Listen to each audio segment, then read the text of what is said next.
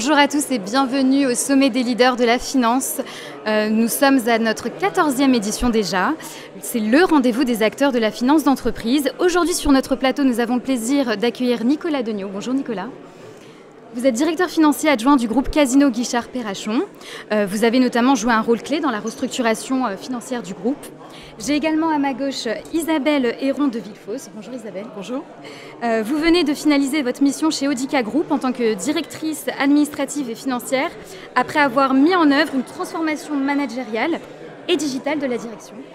Et enfin, je suis avec Rodolphe Lapillonne. Bonjour, vous êtes directeur général adjoint. Directeur de la performance de OP Mobility. C'est le leader de la mobilité durable et connectée. Alors tous les trois, vous venez d'animer le panel Piloter la direction financière dans un contexte compliqué.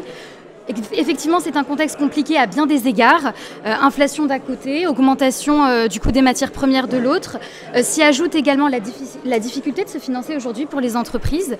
Et enfin, le fameux remboursement des PGE, dont on peut encore parler aujourd'hui. On se rend compte que les directions financières doivent manœuvrer contre vents et marées. Et première question pour vous, Nicolas.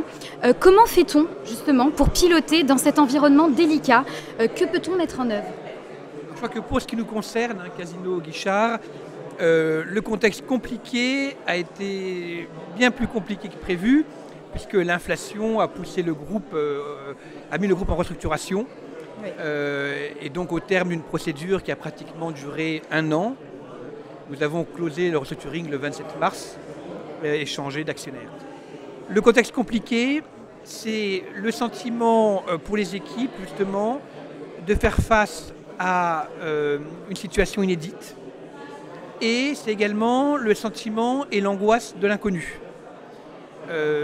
Ces deux choses appellent deux réponses. Par rapport à la situation complexe, inédite, c'est la simplification, oui. C'est-à-dire surtout éviter que les équipes ne rajoutent de la complexité à la complexité. Donc en tant que manager, simplifier.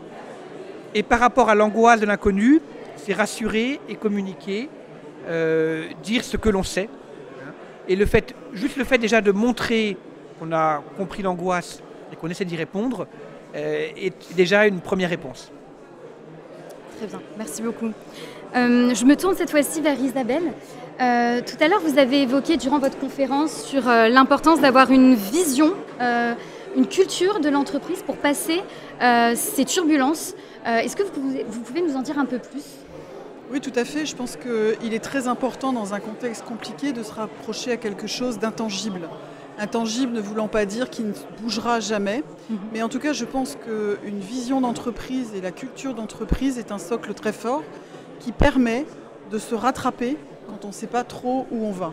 Alors, notre rôle à nous, directeurs financiers et membres du COMEX, c'est de savoir où on va. Mais je faisais référence par exemple à des périodes de Covid, où là, on sait qu'il faut manœuvrer, mais on ne sait pas toujours comment on va faire et on apprend. Donc la culture d'entreprise, pour moi, elle est là pour donner le sens. Et elle permet aux directeurs financiers, une fois qu'on a simplifié, et je rejoins, c'est extrêmement important, une fois qu'on a priorisé dans ces environnements compliqués, il faut vraiment savoir comment on y va et quels petits pas on fait pour réussir. Eh bien, la culture d'entreprise, elle permet de se raccrocher, de se dire toujours, est-ce que ce que je fais a du sens, et pour moi, et pour l'entreprise, et pour les collaborateurs. Merci beaucoup Isabelle. Et enfin Rodolphe, j'avais une question pour vous sur les critères ESG.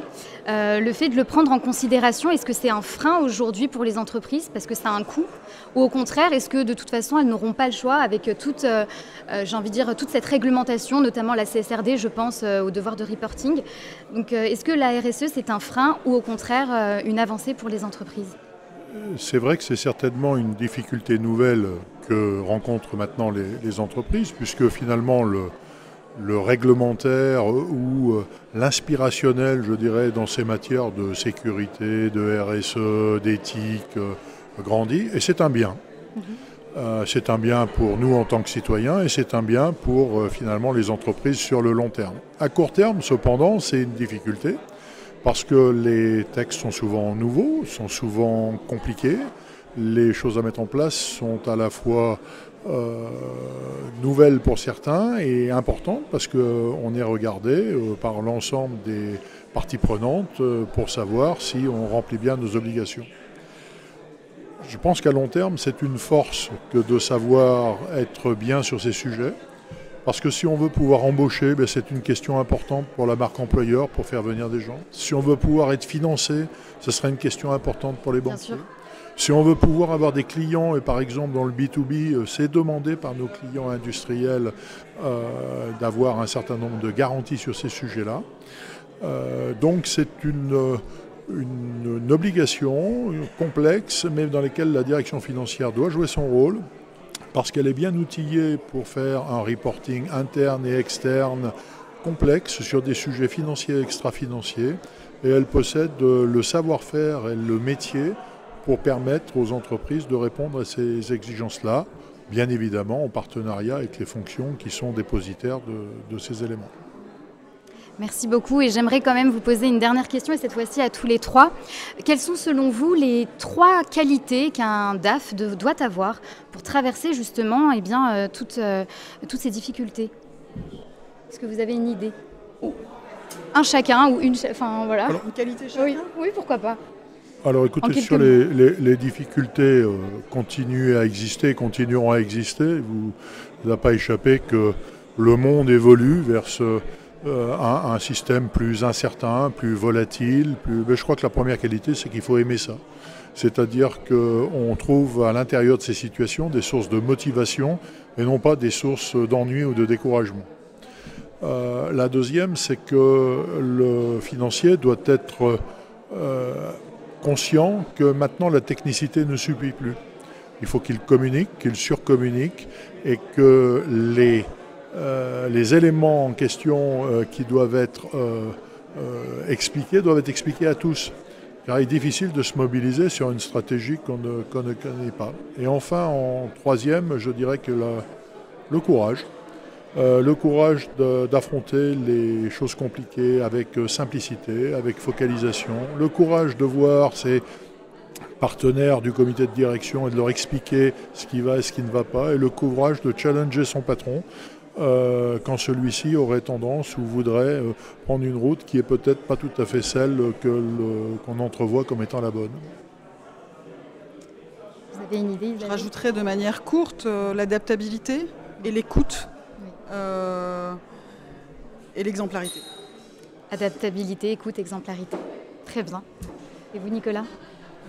Moi, je pense qu'en fait, la difficulté est quand même l'occasion de se construire. L'homme se construit face aux difficultés.